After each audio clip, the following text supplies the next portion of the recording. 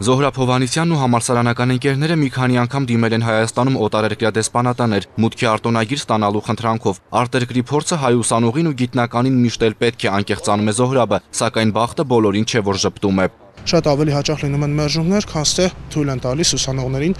գնալ եւ հատկապես արխիվներն ուսումնասիրել։ Մերժման պատճառաբանություն ուղղակի հարմար չեն գտնում, բայց ըստ իմ տրամաբանությամբ ուղղակի խնդիրն այն է, որ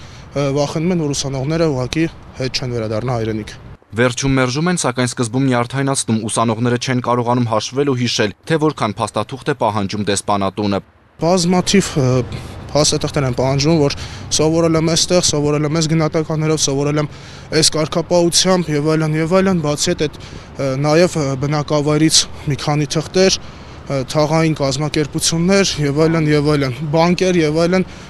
բացի այդ հաշվի համար բանկի վրա, որ այսօր գիտեք, որ ուսանողության մեծ մասը բանկերում հաշվի համար բնականաբար չունի։